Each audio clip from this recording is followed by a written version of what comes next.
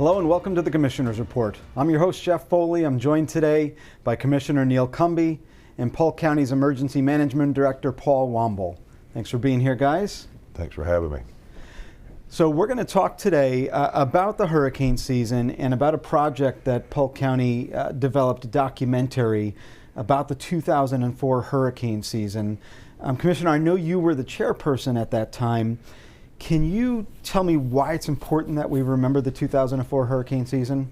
Well, I turned 65 a couple of months ago, and I don't remember any time before or since that 2004 season that we had anything like that.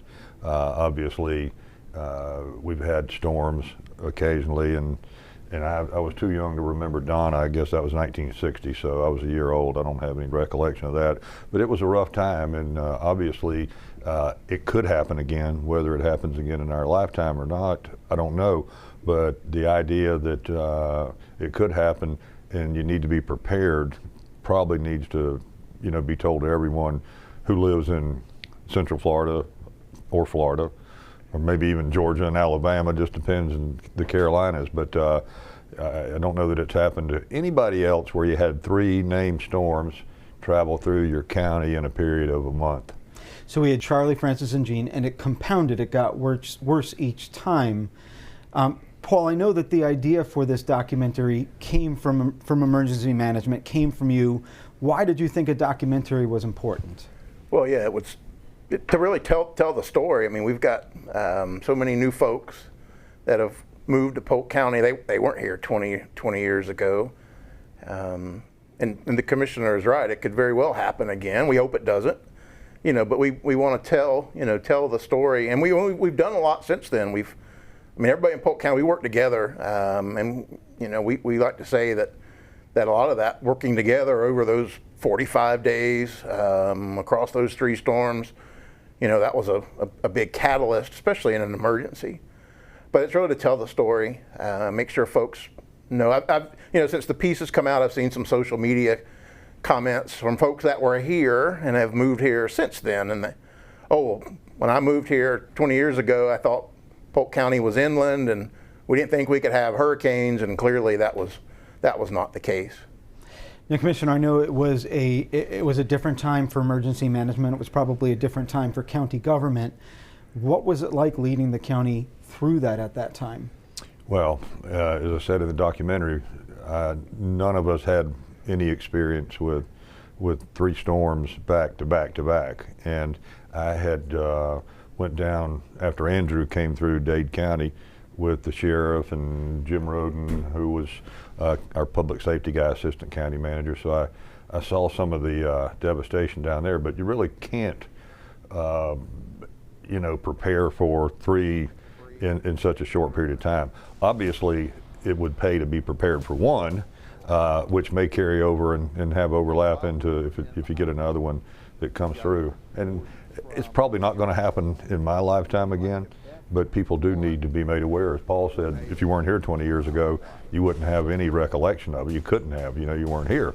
So this documentary, I think, was a great thing, and I recommend it highly. I actually watched it the day that it was sent and thought it was extremely well done. So hats off to you guys and Paul and everybody to put it together, because it truly is informative and shows, just what we were up against. And we are more advanced today, 20 years later, than we were then, with standby generators. We've got a ton of them now, where we really had none back in 2004.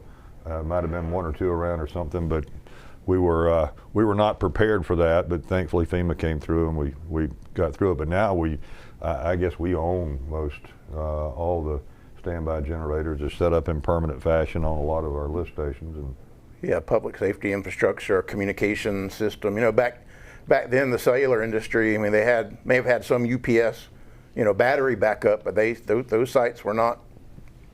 They were not designed to go days or weeks without electricity. So communications went off there. Certainly the utilities and sewer and water, and you learn a lot. It had been from 1960 to 2004. That was a long time, and unfortunately we learned a lot in 2004, and even since then. with other storms and other investments. You know, we talked about what we call the new EOC, although in 2004 the old EOC was at the Bartow Air Base. It was tiny, barely enough room to do what needed to be done, and then the plan was to move down to the W.H. Stewart Center, which we talk about in the video.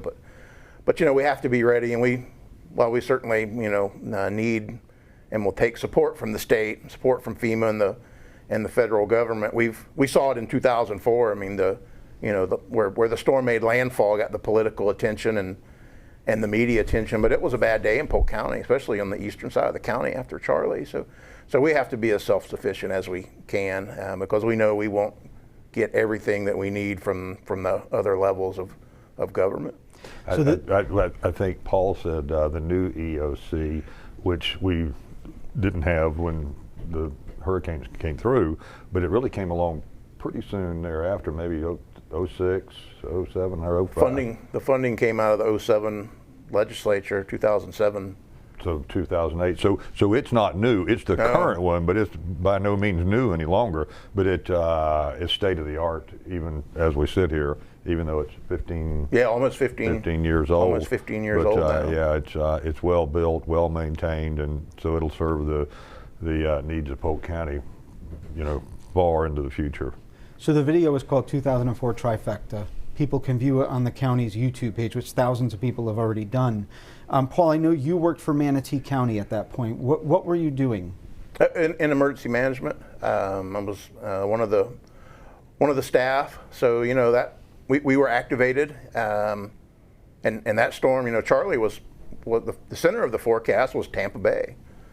So we sat in the Manatee County EOC on that Friday, and just, you know, the whole Tampa Bay region was watching, and it was inside the cone, and where the storm actually went was inside the cone, just all the way to the right. So that's really another story. Is, you know, it's not about the center of the storm; it's where it goes. So we watched, and we saw what was happening that day, and we started hearing reports Friday afternoon into Friday evening, especially from Southwest Florida and here in the counties to our south and here in Polk. So it's like, hey, that's, you know, everybody knew that I worked with, that, you know, I'm from Polk County, family was here, it's home. And so I came back, you know, that Saturday morning, once we knew that Manatee was okay, and came here to help, and the rest of the team in Manatee went down to Charlotte County that Friday morning, or that Saturday morning after the storm had come through.